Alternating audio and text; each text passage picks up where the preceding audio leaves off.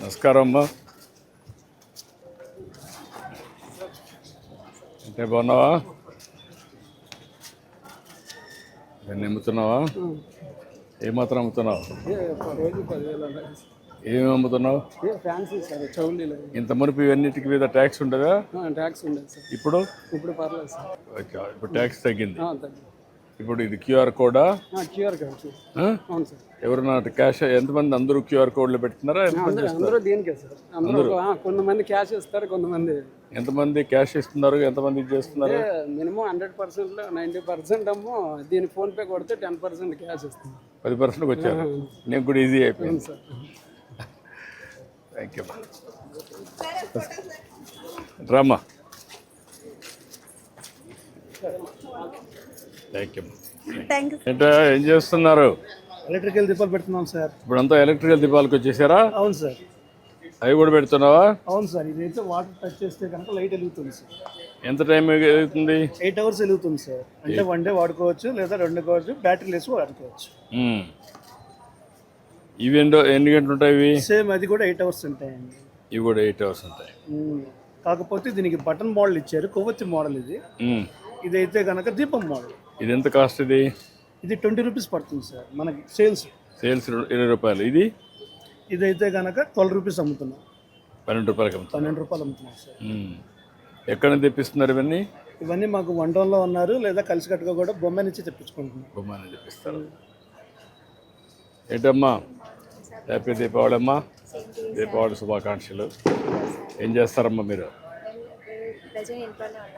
ఇంట్లో ఇంటర్మీడియట్ అయినా. నువ్వమ్మా? ఇంటర్మీడియట్ అయినా. పేరెంట్స్ ఏం చేస్తారమ్మా? Mummy housewife sir, daddy auto. మీరమ్మా? టీ స్టాల్ మాది, మా మమ్మీ హౌస్ వైఫ్. చాలా హ్యాపీగా ఫీల్ అవుతుంది. థ్యాంక్ యూ అమ్మా. థ్యాంక్ యూ అమ్మా. ఇంకేంటి బాగున్నావా? బాగున్నాను సార్. ఇంకేంటి చెప్పు. ఎన్ని రోజుల నుంచి చేస్తున్నావు వ్యాపారం? అంటే మేము, మా నాన్నగారు ఉండేవాళ్ళు, ఇప్పుడు నాకు వచ్చి 25 సంవత్సరాల నుంచి ఇక్కడ ఉంటున్నాను.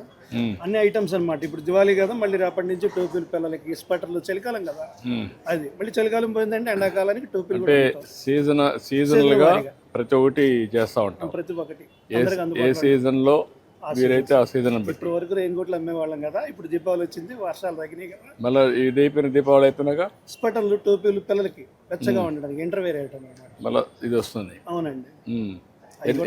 ఎన్నిసార్లు వ్యాపారం మారుస్తూ ఉంటాం వస్తువుల్ని? అంటే సంవత్సరానికి 3 రకాల వ్యాపారం చేస్తున్నాను. ఇది పండగ ఫెస్టివల్ కదా, రాగి పండుగ వచ్చినప్పుడు రాఖీలు అమ్ముతున్నాము. అలా అవన్నీ 2 days వ్యాపారం అన్నమాట. ఈ 2 daysలో రాఖీలు అమ్ముతాము. అంటే సీజనల్ వ్యాపారాలు చేస్తున్నాం అన్నమాట. సీజనల్ వ్యాపారాలు చేస్తే నీకు లాభమా నష్టమా? నష్టమైతే ఏం లేదండి. అప్పుడు ఏది మామూలు అంటే మళ్ళీ దాన్ని నేర్చుకోవాలి కదా? లేదండి, దానికి తగ్గట్టు అనమాట. ఈ సీజనల్ ఐటమ్ ఏంటంటే మళ్ళీ ప్రొక్యూర్మెంట్కి పోవాలి కదా నువ్వు. అంటే వేరే దగ్గర కొనుగోలు చేయాలి. ప్రతి ఒక్కరికి అవసరమైన ఐటమ్స్ అమ్ముతున్నాం అనమాట. అందువల్ల ఇప్పుడు కస్టమర్కి ఇవన్నీ ఇప్పుడు రేపు అవసరం. నువ్వే మంచి ష్రూడ్ బిజినెస్ మ్యాన్వి. అంటే ఏ సీజన్లో ఏమేమి అమ్మాలి? మనకి సీజన్ పండగ వచ్చింది కాబట్టి కంపల్సరీ సీజన్ ఉందన్నమాట. ఇప్పుడు జిఎస్టీ వచ్చింది కదా, దీనివల్ల లాభం ఏంటి? జిఎస్టీ వచ్చిందల్లా అంటే ముందు 18 ఉండేది కదా, ఇప్పుడు కొంచెం తగ్గించారు. దానివల్ల ఇంకొంచెం తక్కువ అమ్మగలుగుతున్నాం. ఎవరికి కస్టమర్ 20 rupees అమ్మేవాళ్ళం కదా, ఇప్పుడు 6 కలిపి 100 అమ్మగలుగుతున్నాం. అంటే 5 కొంటే 1 ఉచితంగా వస్తుంది. కొంటున్నారు అందరూ? కొంటున్నారు సార్. జిఎస్టీ వల్ల అన్ని తగ్గాయి ధరలు. అవును సార్.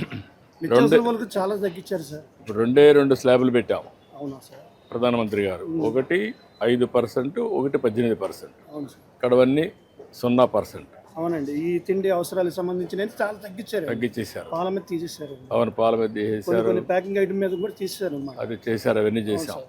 మొన్నే ప్రధానమంత్రి గారు వచ్చారు, కర్నూలుకు వచ్చారు. చూసావా? చూసానండి, ప్రోగ్రామ్ చూసావా? దీనివల్ల లాభమా నష్టమా ఈ జిఎస్టీ తగ్గించారు? చాలా మందికి కూడా 10% తగ్గినట్టే సార్. ప్రతి ఐటమ్ ఇప్పుడు నిత్యావసర వసూలు 100కి 5 రూపాయలు తగ్గినట్టేగా.